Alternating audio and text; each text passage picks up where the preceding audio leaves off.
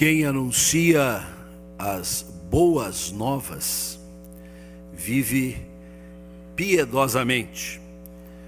Com este culto nós estamos numa transição do quatriênio que vai se findando e o quatriênio que vai se iniciando.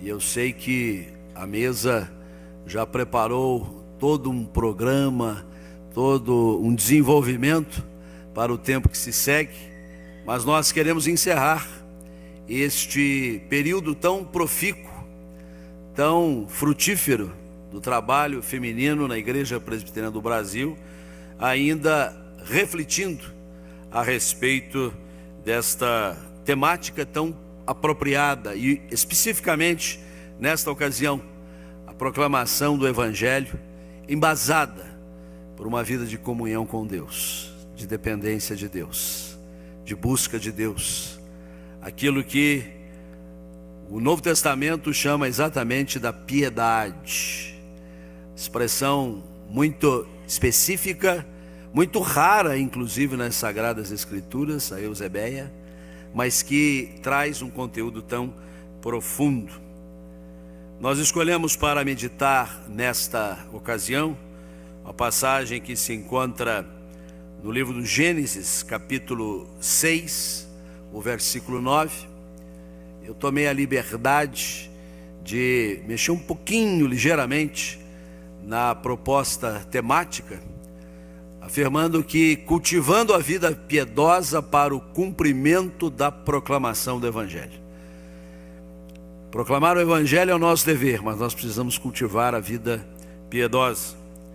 E o texto que vai embasar a nossa mensagem é apenas este versículo, que inclusive deixamos aí na tela, o que nos convida nesse momento talvez a ficarmos em pé e juntos lermos a porção bíblica que vai nos instruir nesta hora.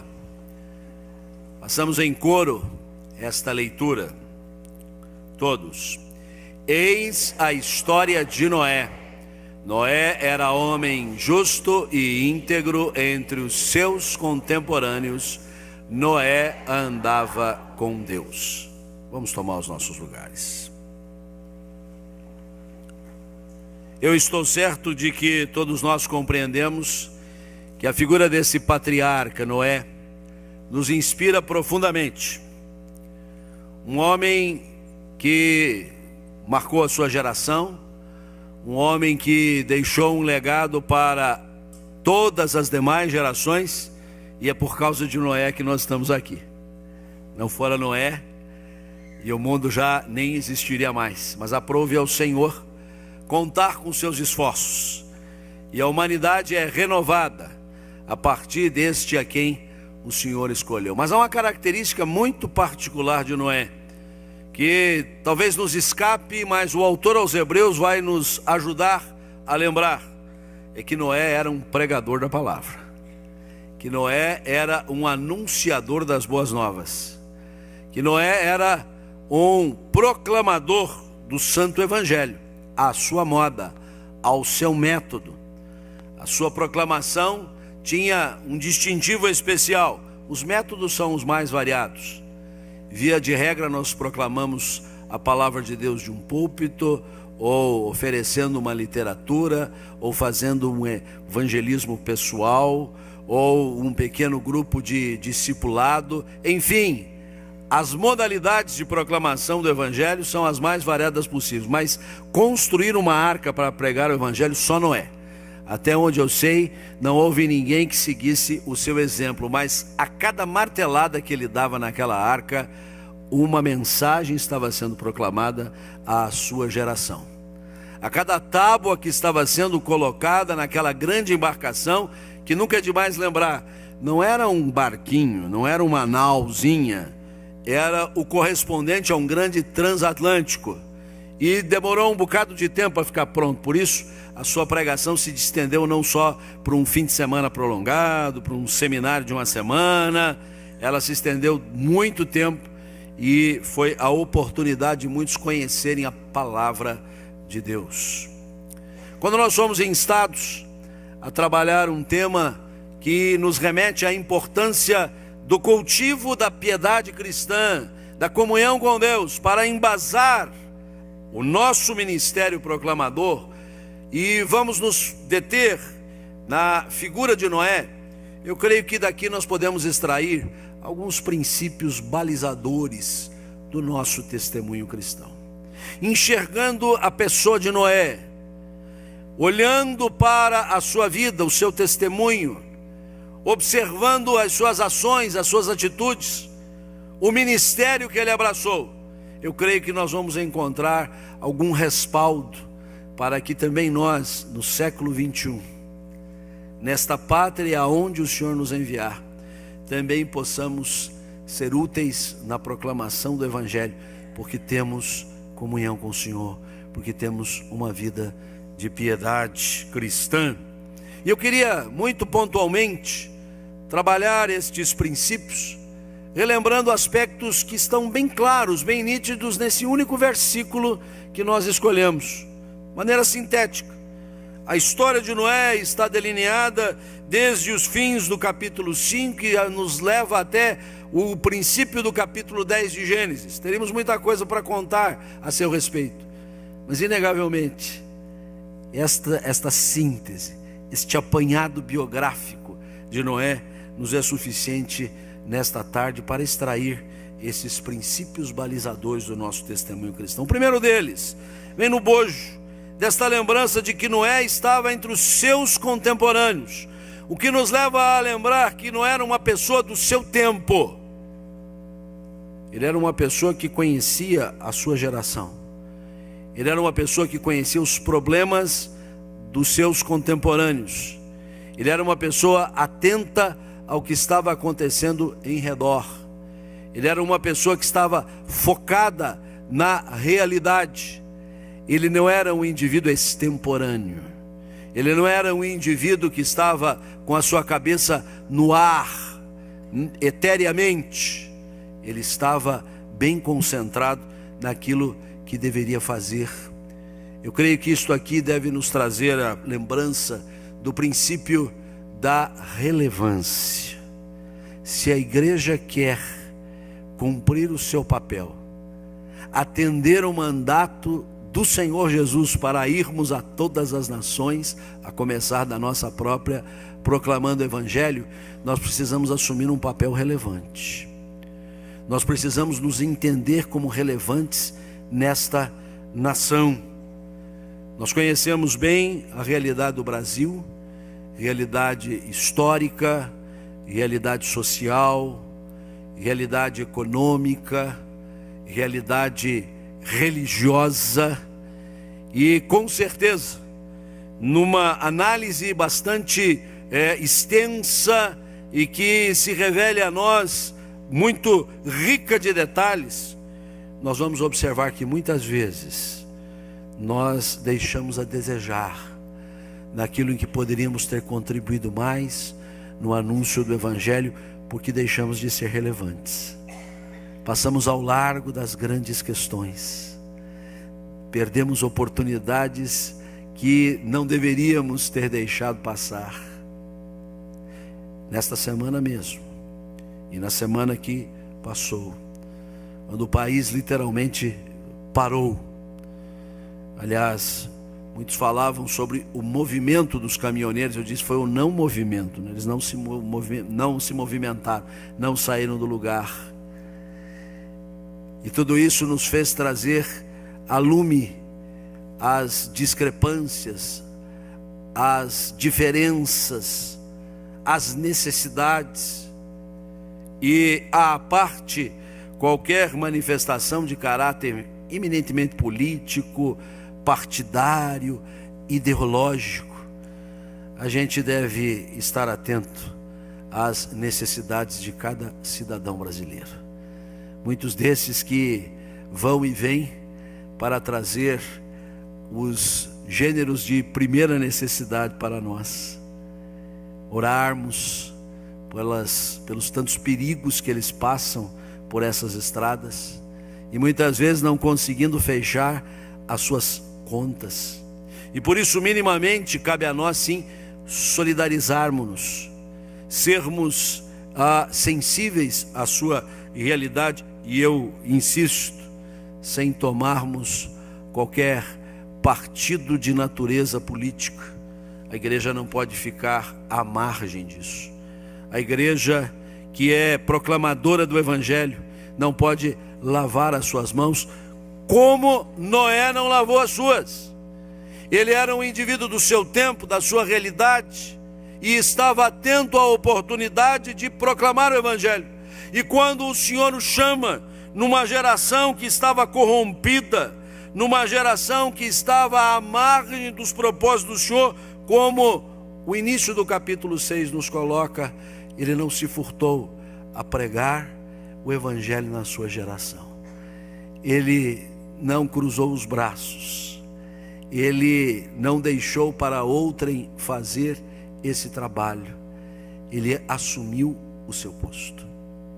De que maneira a sociedade auxiliadora feminina, na pessoa de cada uma das suas sócias, as efetivas e as cooperadoras, de que maneira a sociedade como um todo, a federação, a confederação e a confederação nacional podem ser relevantes no contexto do Brasil de hoje, nas necessidades que clamam pela nossa presença.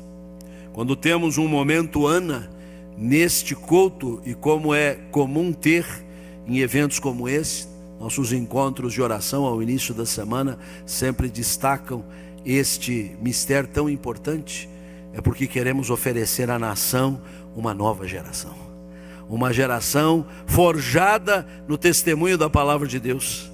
Estamos empenhados não que os nossos filhos venham apenas participar dos cultos, cumprir um rito, um compromisso de ordem devocional, mas sejam de Jesus, porque isto vai fazer a diferença no nosso país. É apenas uma modesta contribuição, mas ela cabe a nós, porque entendemos que temos que ter relevância. É expressivo que o texto sagrado nos coloque este ligeiro detalhe, de que Noé não estava fora da realidade, ele era um homem do seu tempo. A igreja do Senhor Jesus ainda não está nos céus, ela está na terra. A igreja do Senhor Jesus, mesmo vivendo os princípios da eternidade, ela está no tempo e no espaço, e é aqui que ela deve realizar o seu ministério. Isso cabe a cada um dos seus participantes, ao seu conjunto.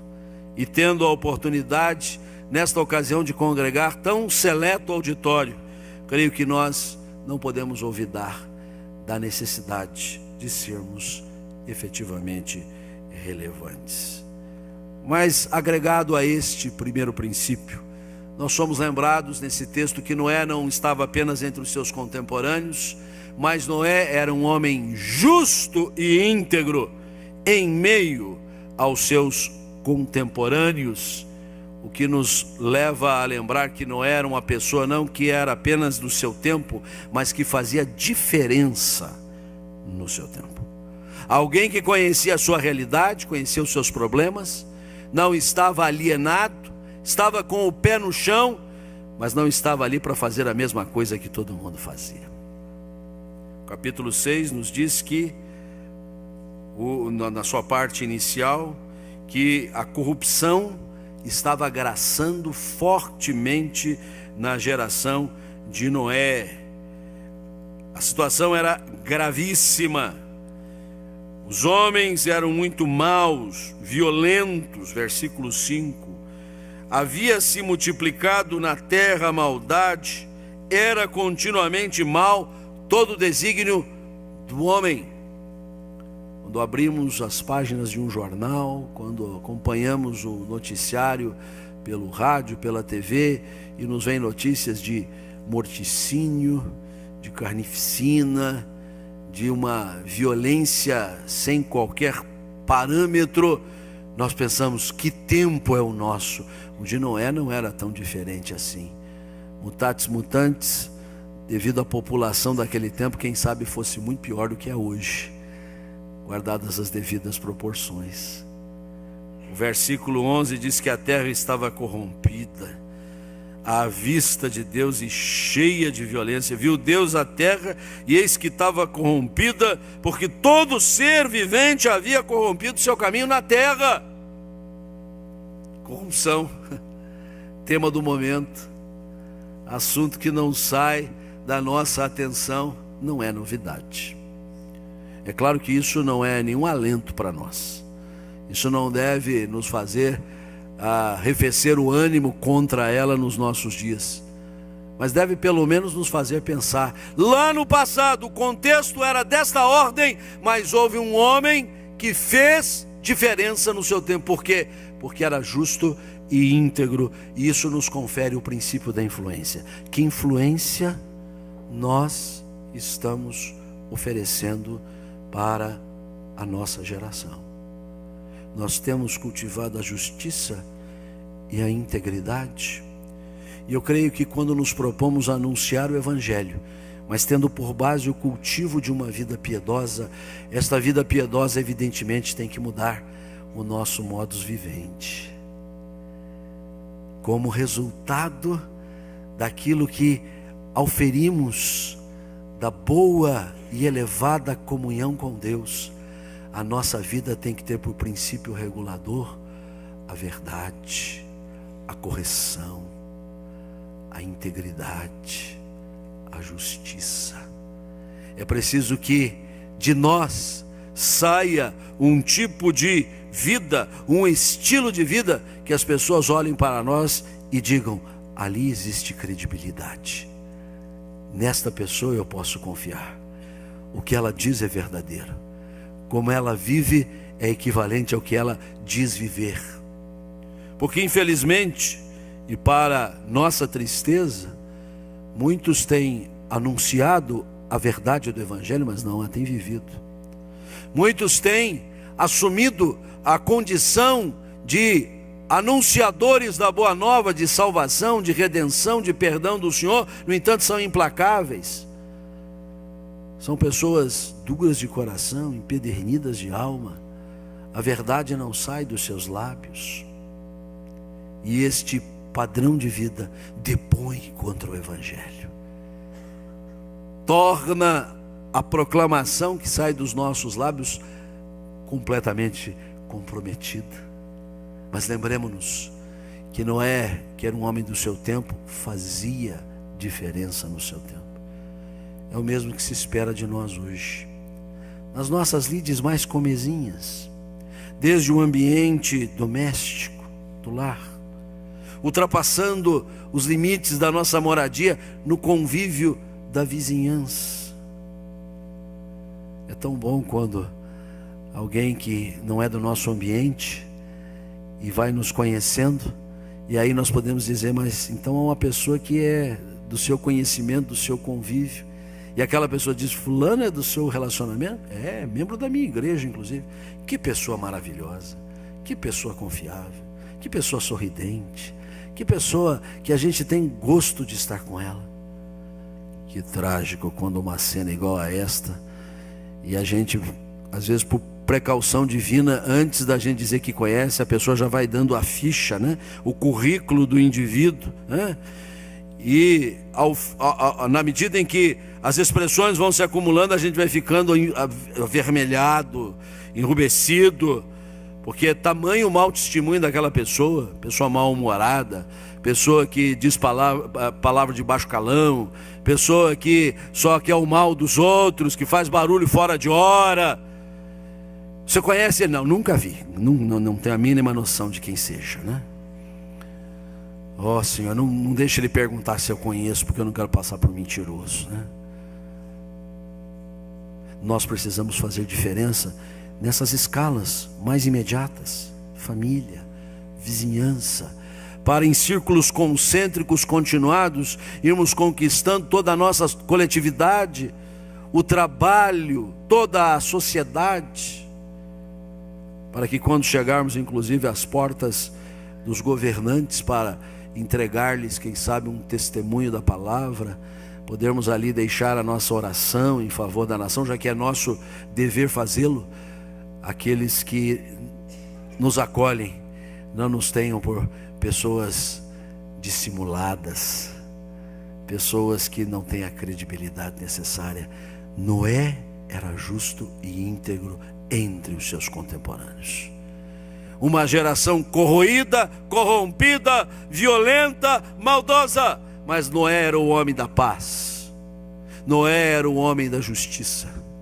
Noé era o homem de cujos lábios saía sempre a verdade. Por isso, em cada martelada que ele dava, algum coração estava se movendo.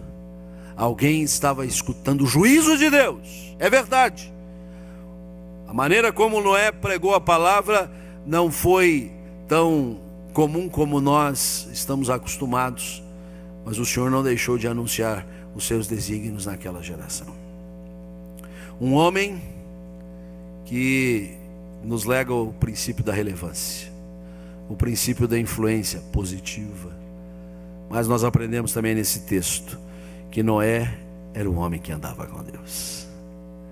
Era um homem que não andava apenas com os homens, não andava apenas atrás dos seus interesses cotidianos, não estava atrás apenas do vil metal, do imediato, das coisas passageiras e fugazes. Ele estava em busca do Altíssimo. Ele guardava tempo, momento, ocasião para desfrutar da comunhão com o Senhor. Já no versículo 8, que não lemos e o fazemos agora, abrindo a biografia de Noé, lemos que no meio do juízo do Senhor, Noé achou graça diante do Senhor. E o versículo 9 diz: ele andava com Deus. Porque Noé, que era homem do seu tempo, que fazia diferença no seu tempo, era uma pessoa que ia além do seu tempo. Ele não estava premido pelas circunstâncias, ele não estava retido pelas relações de tempo e espaço. Ele era um homem que cultivava a eternidade desde a temporalidade. Por isso ele nos lega o princípio da transcendência. É preciso reunir todas estas realidades: a relevância, a influência, mas sem perder de vista que nós somos mais do que carne e osso. Alguns mais carne, outros mais osso, tudo bem, não tem problema. Nós somos criaturas de Deus, filhos de Deus, amados de Deus. Deus tem propósitos para as nossas vidas e Deus nos fez para a sua íntima comunhão. A intimidade do Senhor é para aqueles que o buscam, aos quais Ele dará a conhecer a sua aliança. O Senhor se revela a nós, o Senhor se dá a conhecer a nós, e Ele quer que a partir desse conhecimento nós o vamos buscando para ter permanente comunhão com Ele. Por isso, quando a Sociedade Auxiliadora Feminina de nossa Igreja Presbiteriana do Brasil trabalha ao longo de todo um quatriênio a importância da proclamação da Boa Nova, ela não está descuidada de que isso advém de uma vida piedosa, de uma vida de comunhão com o Senhor, de uma vida que em meio a uma geração de corre-corre, de lufa-lufa, de não termos tempo para nada, nós sabemos qual é a prioridade da nossa vida: o Senhor. E se é mister acordar um pouquinho mais cedo, ou ir dormir um pouquinho mais tarde, para não olvidar no tempo de oração, no tempo de meditação na palavra, de estar preparado para proclamar com graça, com a verdade, com determinação o santo evangelho do Senhor, nós haveremos de arranjar tempo para todas as coisas, porque o Senhor é a nossa prioridade. Quando nós tomamos Deus como nossa prioridade, Ele vai abrindo as estradas, Ele vai abastecendo os postos, Ele vai enchendo os grandes tanques dos aeroportos para que uma reunião como essa não se frustre. Porque o Senhor é a prioridade, porque vocês priorizaram o Senhor nesta semana, porque vão priorizá-lo nos dias que se seguem, para que esse quatriênio seja ricamente abençoado, mais frutífero ainda do que foi o quatriênio anterior, porque nós estamos buscando não o aqui e agora, não as coisas que passam pela sua própria natureza, mas estamos buscando o eterno. Estamos cultivando a comunhão que jamais acabará. Estamos servindo aquele que merece toda adoração e todo louvor, agora e pelos séculos dos séculos. Este século que ainda está dando os seus primeiros passos, se Jesus não voltar antes, ele vai se encerrar.